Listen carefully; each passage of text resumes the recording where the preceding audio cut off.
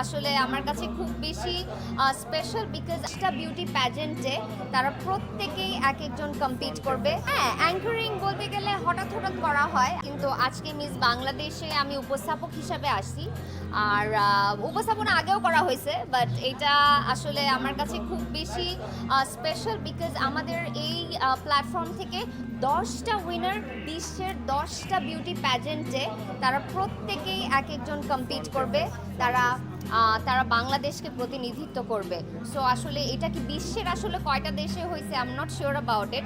So it's a very big thing for Bangladesh. হ্যাঁ, anchoring বলতে গেলে হঠাৎ হঠাৎ করা হয়, আর ওরকম বলতে গেলে প্র্যাকটিসও নাই। সো আমি আশা করি আজকে আমি কোনো ভুল করব না। না, আমি একদম সচেতন হই নাই, আমি মোটা হচ্ছি খালি দিন দিন। আচ্ছা, এখন আমি যাব বিকজ আমার এখন উপস্থাপনা শুরু করতে হবে। সবাই আমাকে গুড লাক দাও। Bye bye for now.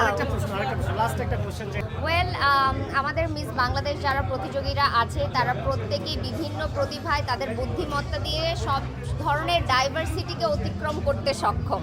So তাদেরকে এর জন্যই আমরা সেভাবে করে ট্রেন আপ করেছি, রেডি করেছি, যাতে তারা বিশ্বের দরবারে বাংলাদেশের বিভিন্ন ব্যাপারে কথা বলতে পারে, বাংলাদেশকে তুলে ধরতে পারে, বিভিন্ন ডাইভার্সিটি কীভাবে মোকাবেলা করা যায় সেটাকেও তারা যাতে তাদের বুদ্ধিমত্তা দিয়ে মোকাবেলা করতে পারে।